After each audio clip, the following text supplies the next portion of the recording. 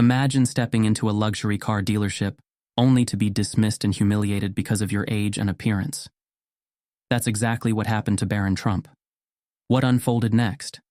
A powerful stand against prejudice that left everyone in shock. This isn't just a story about humiliation. It's about courage, transformation, and the ripple effects of standing up for what's right. The air inside the luxury car dealership hummed with an air of exclusivity. Polished floors gleamed under bright, modern lighting that reflected off sleek, high-end vehicles displayed like pieces of art. Every detail of the space, from the crystal-clear glass walls to the plush seating in the consultation area, screamed sophistication. It was the kind of place where the wealthy came to indulge their tastes, and where appearances often determined the level of service one received. Through the glass doors stepped Barron Trump, the youngest member of one of America's most famous families. His tall frame carried an air of quiet confidence, but his choice of attire was understated. A navy hoodie, tailored jeans, and clean white sneakers. His sharp blue eyes scanned the room with a calm yet focused gaze, a far cry from the ostentatious demeanor often associated with such an elite upbringing. Barron had come to this dealership for a specific purpose, to purchase a high-performance car for a charitable project. The event, a fundraiser for underprivileged youth, required a vehicle that would make a statement. Barron intended to make the purchase himself, independent of his family name, as a gesture of personal commitment. As Barron approached the showroom floor, the first stirrings of discomfort began to ripple through the staff. Behind the sleek reception desk, the lead salesman, a sharp-featured man in his mid-40s named Richard, narrowed his eyes. Richard, known among his peers for his elitist and often prejudiced tendencies, sized up Barron in a single glance. The casual attire, the youthful face. Everything about Barron seemed to signal that he didn't belong in this environment. "Good afternoon," Barron greeted warmly, his tone polite and measured. "I'm here to inquire about the McLaren 765 LT. Richard's lips curled into a thin, condescending smile. "The McLaren 765 LT?" he repeated, his voice dripping with incredulity. "That's quite the car. Are you sure you're in the right place?" A subtle shift in the atmosphere followed his words. Other staff members turned their heads briefly, sensing the tension but unwilling to intervene. "Yes," Barron replied calmly. "I'd like to discuss purchasing one today." Richard raised an eyebrow, his skepticism now fully on display. "Well, that's a rather expensive vehicle," he said, his tone patronizing. "Perhaps you'd be more interested in something from our entry-level line. We have a pre-owned BMW that might be more suitable." Barron's jaw tightened, but his composure remained intact. "I'm certain about the McLaren," he said firmly, his voice unwavering. Richard smirked and leaned slightly closer, lowering his voice as if to share a secret. "You know, we usually require serious buyers to show proof of income. It's policy," he added, his tone implying that Barron wouldn't meet the standard. As Barron stood silently for a moment, the disdain in Richard's expression became impossible to ignore. It wasn't just his youth or casual attire that prompted the dismissal. It was the prejudiced assumption that Barron didn't belong in this world. From a nearby table, a middle-aged couple dressed in designer outfits observed the interaction with faint amusement. Whispered comments passed between them, their judgmental glances only adding to the weight of the moment. "Look," Richard continued, his voice dropping into a mockingly kind register. "I don't mean to be rude, but this is a serious dealership for serious clients. Maybe you should try one of the other places across town." The humiliation was palpable, yet Barron refused to let it show. His upbringing had taught him the importance of maintaining dignity in the face of adversity. He straightened his posture, his calm demeanor contrasting sharply with the dealer's growing arrogance. "I'd still like to speak with someone about the McLaren," Barron insisted. "Is there another associate I can talk to?" Richard's smirk faltered slightly, but his arrogance remained unshaken. "Sorry, kid. We're a little busy today. Maybe next time." As Barron turned to leave, the sting of the encounter settled in his chest, but so did something else. Resolve. This wasn't just about a car anymore. It was about challenging the prejudice he had just experienced, not only for himself, but for anyone else who might face the same treatment. From his peripheral vision, Barron noticed Richard laughing quietly with a colleague, their dismissive attitudes underscoring the systemic nature of the issue. The scene stayed with him as he exited the dealership, his thoughts racing. This was far from over. Unbeknownst to Richard, the young man he had just humiliated was no ordinary customer, and his decision to act on this moment would lead to consequences far beyond anything the arrogant salesman could imagine. The atmosphere in the sleek showroom grew heavier as Richard's tone shifted from patronizing to openly demeaning. Under the glaring lights, the polished surfaces and high-end cars seemed to reflect the dealer's smugness, amplifying the tension in the room. As Barron stood his ground, Richard's disdain became more overt. "Listen, kid," the dealer sneered, his voice carrying across the open space. "You don't just walk in here asking about cars like this without knowing what you're getting into. Do you even know how much a McLaren costs? This isn't a toy store." A ripple of attention spread through the dealership. A few customers paused their conversations to glance over, their expressions a mix of curiosity and discomfort. Some whispered to one another, their sideways glances landing on Barron. The staff behind the counter exchanged knowing smirks, but no one intervened. "I'm well aware of the cost," Barron replied evenly, his voice calm yet firm. "I came here prepared to discuss purchasing it." Richard leaned back slightly, crossing his arms over his chest. "Prepared?"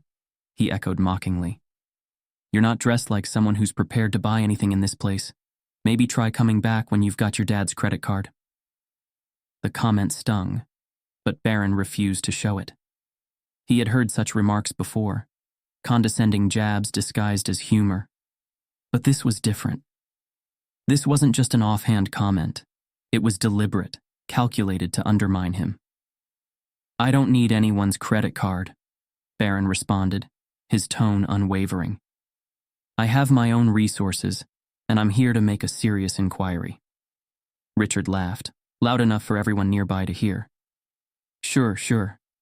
Let me guess. You're here to impress your friends? Take a few selfies with the cars?"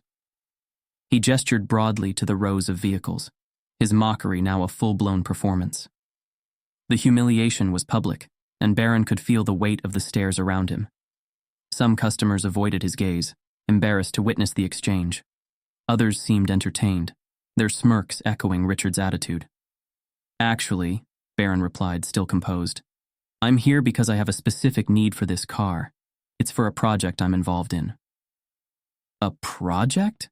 Richard interrupted with an exaggerated raise of his eyebrows. "Well, isn't that fancy? Maybe I should clear my schedule for your big ideas." The sarcasm hung in the air, drawing a few chuckles from nearby onlookers. Richard stepped closer, towering slightly over Barron, his stance aggressive yet casual. "Tell you what," he continued, "why don't we save both of us some time? These cars are meant for serious buyers, people who can afford them. You don't look like you're in that category.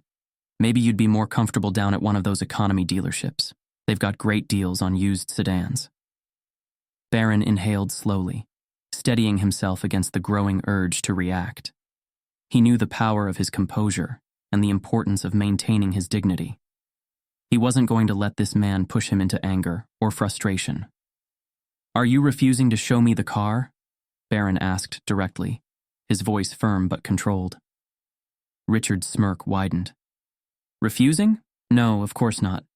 But we usually reserve test drives for, serious clients. Wouldn't want to waste anyone's time or risk damaging the car."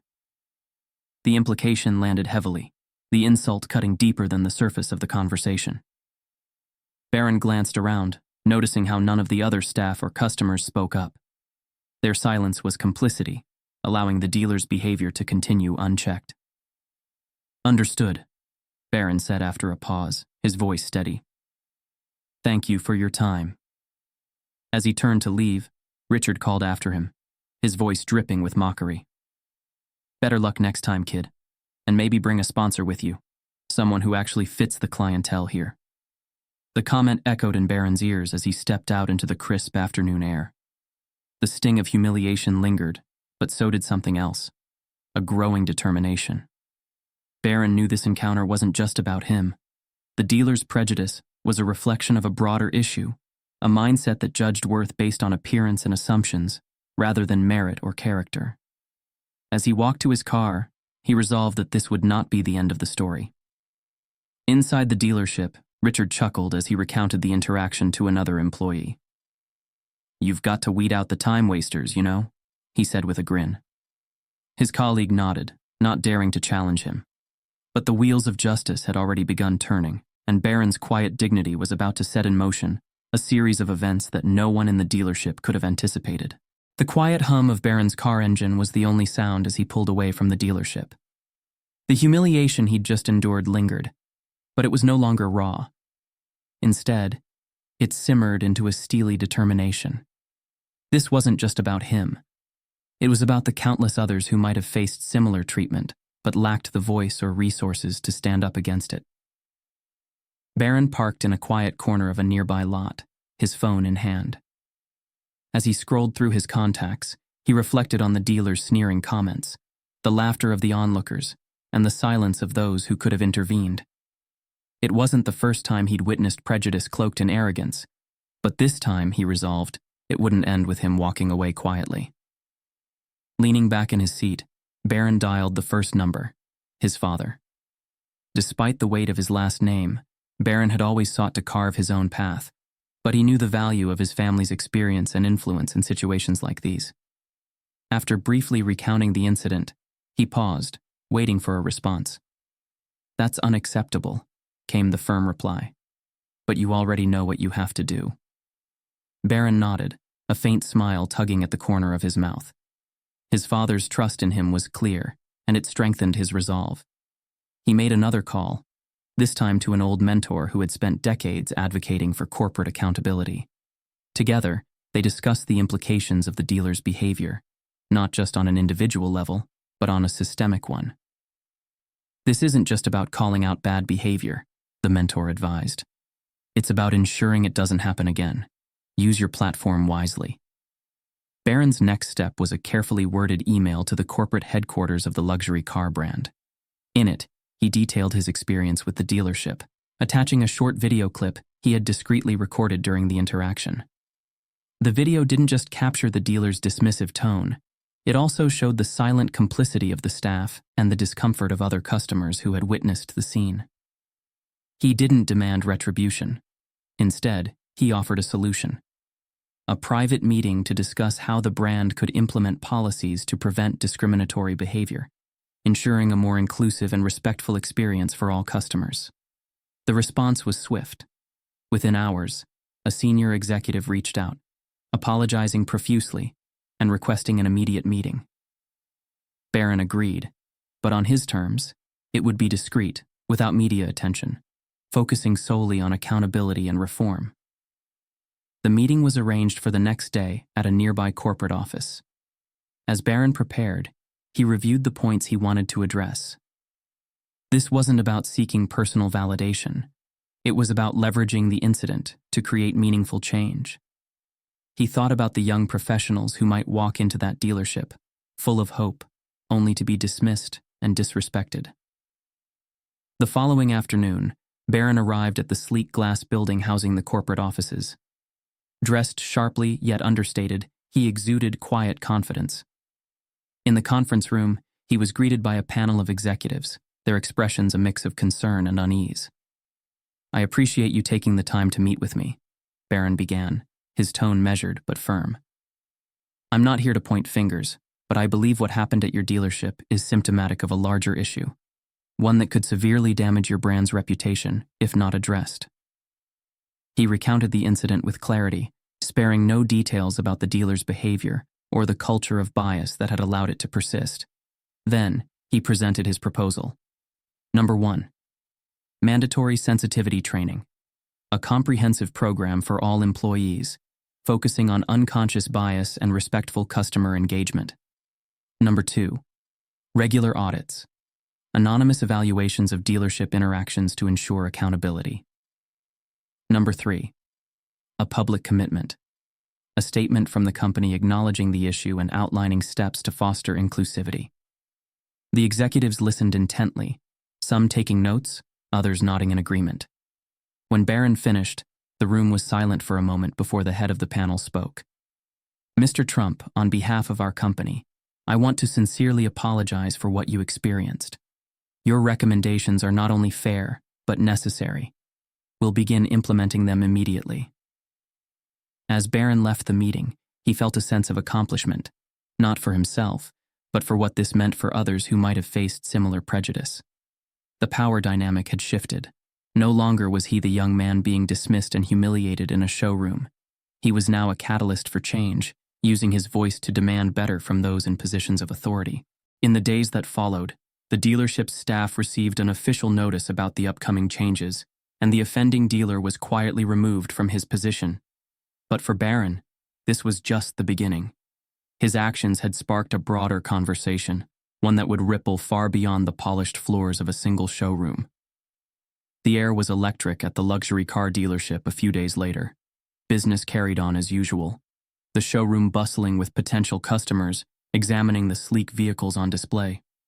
Polished chrome reflected the ceiling's soft lights, and the atmosphere buzzed with murmurs of negotiations and deals. Suddenly, the gentle hum of the day was interrupted by the low purr of an approaching luxury SUV.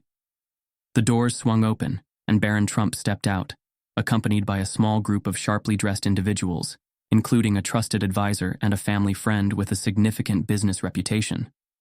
This was no ordinary visit.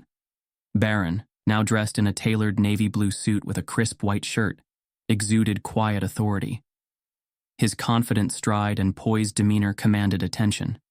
Behind him, his entourage mirrored his professionalism, their presence underscoring that this was more than a casual shopping trip. Inside the dealership, the same car dealer who had humiliated Barron days earlier glanced up from his desk. For a moment, his smirk faltered, replaced by confusion and a flicker of apprehension. The casually dressed young man he had dismissed was now unrecognizable.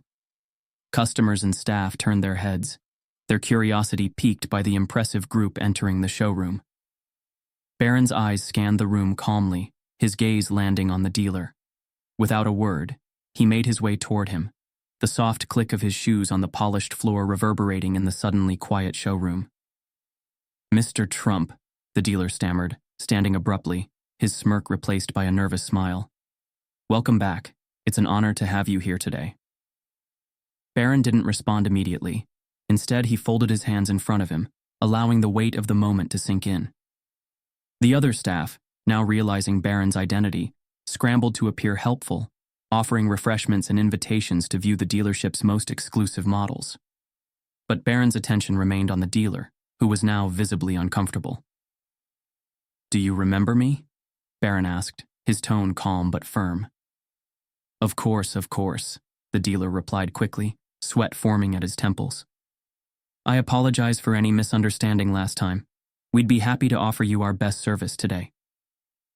Barron's expression didn't waver. "A misunderstanding?"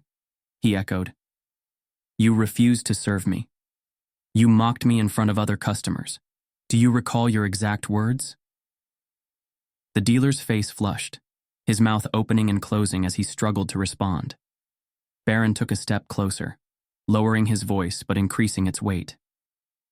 "You told me I didn't belong here, that I couldn't afford anything in this showroom. You publicly humiliated me because you judged me based on my appearance and age. Was that a misunderstanding?" The room was silent, the tension palpable.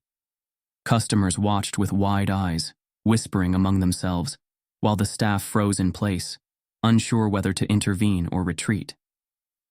The dealer fumbled for words, but before he could respond, Barron continued. "I've experienced moments like this before," Barron said, addressing the room now. "Moments where people decide someone's worth based on shallow assumptions. But what makes this moment different is that I have the means to ensure it doesn't happen again, not to me, and not to anyone else." Barron reached into his jacket pocket and pulled out a sleek folder, handing it to one of his advisors. The advisor stepped forward, addressing the dealer and the gathered audience. "Mr. Trump has recently acquired a controlling interest in this dealership's parent company," the advisor announced. "Effective immediately, there will be significant changes to the way this establishment is run." Gasps rippled through the crowd. The dealer's eyes widened in shock, his legs threatening to give out beneath him. Barron continued, his voice steady but resolute. I've spoken with corporate leadership about the culture of this dealership and the experiences of customers who have been mistreated here. As of today, the policies and management practices that allowed this behavior will no longer stand. The dealer stammered, Mr. Trump, please, Barron raised a hand, silencing him.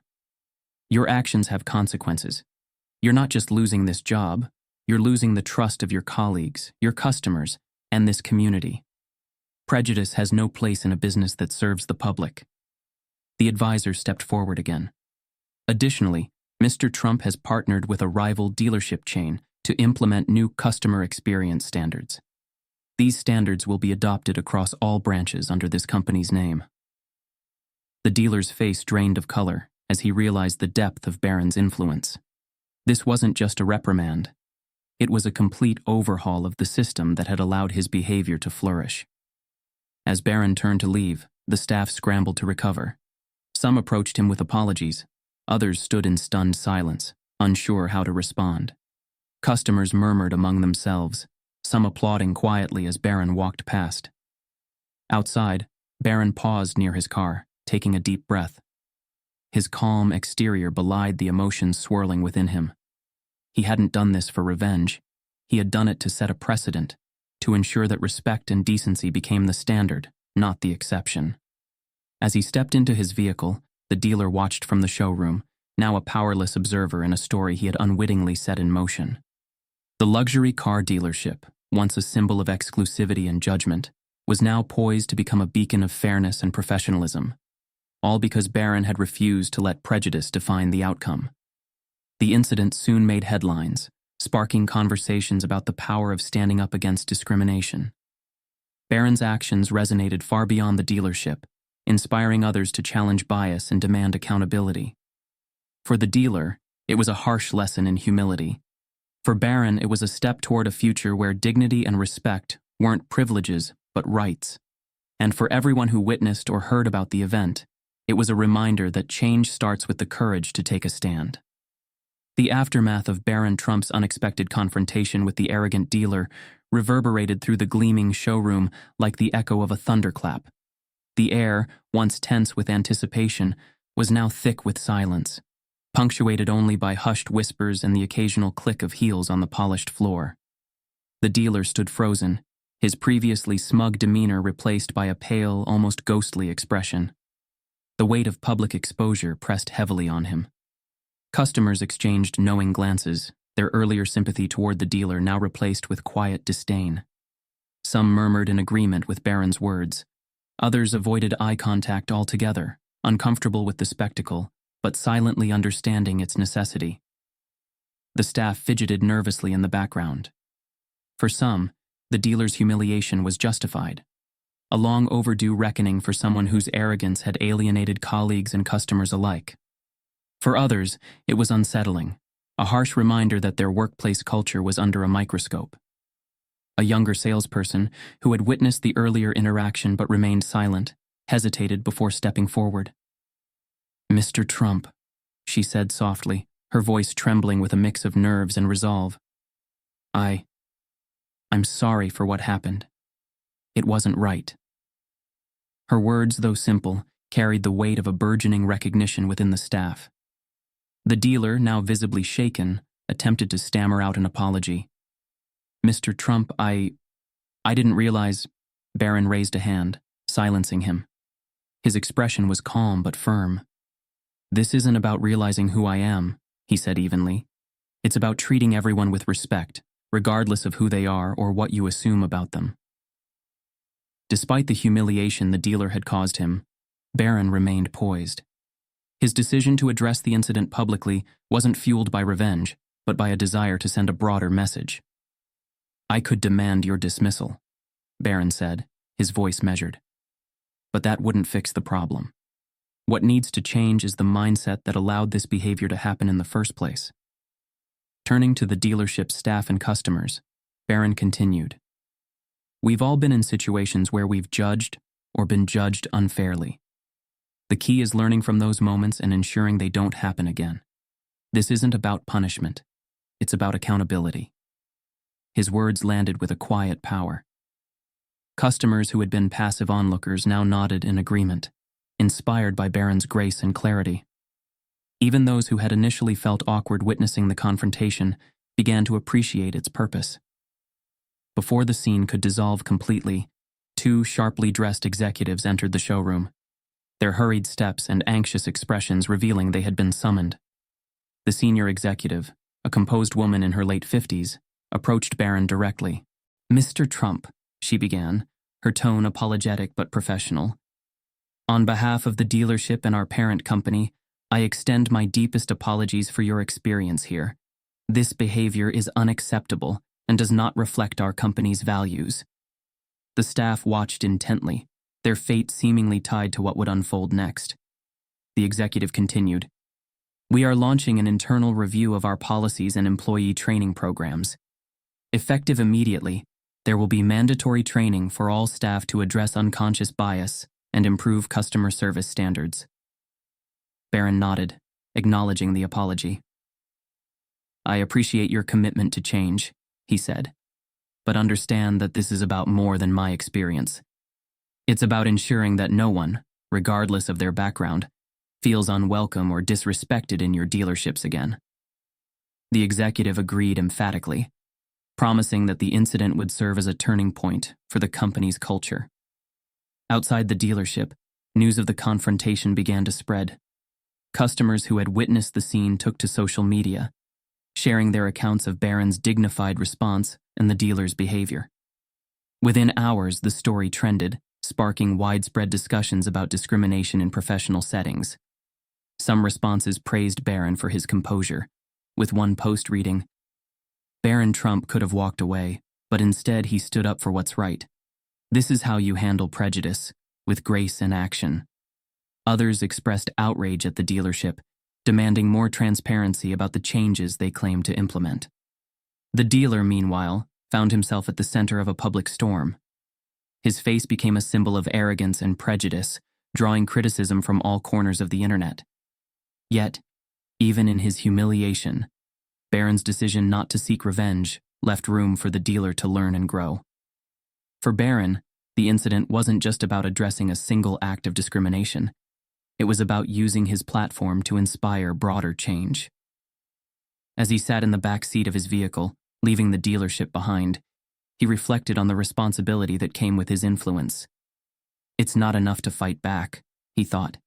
"You have to lead by example." For the dealer, the fallout was a bitter pill to swallow, but also an opportunity for introspection.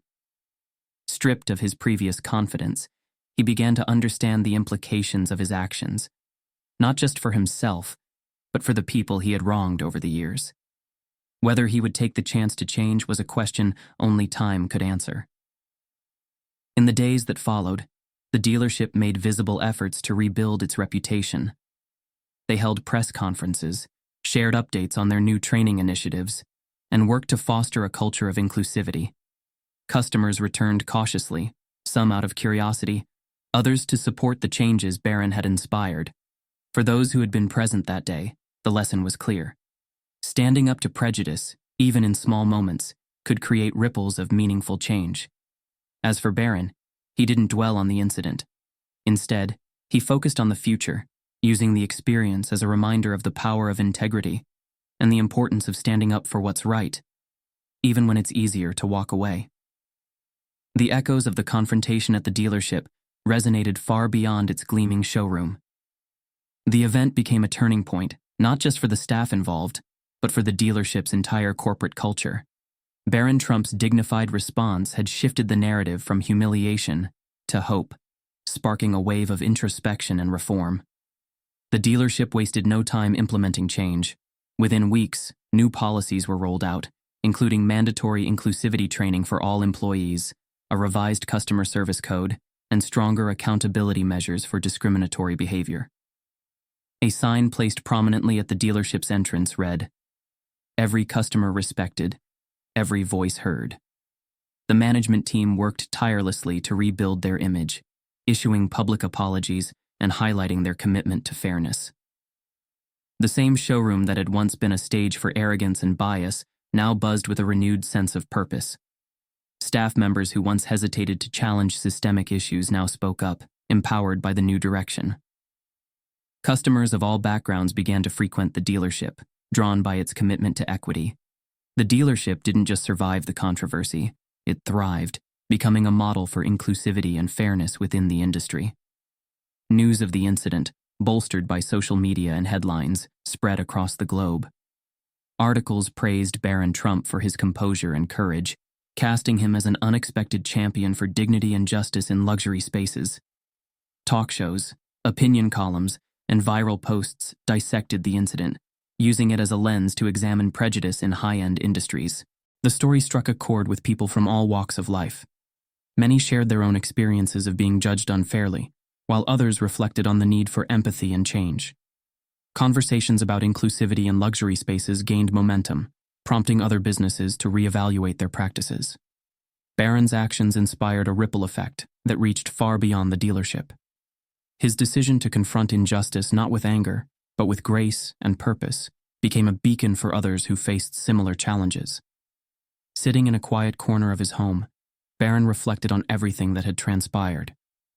What began as a moment of public humiliation had turned into an opportunity to spark real change. He felt a sense of pride, not for proving anyone wrong, but for standing up for what was right. He thought about the people who might enter that dealership in the future, young, old, wealthy, or struggling, and how they would be treated with the respect they deserved.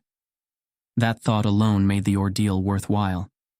In an interview with a major outlet, Barron summed up the lesson he hoped others would take away.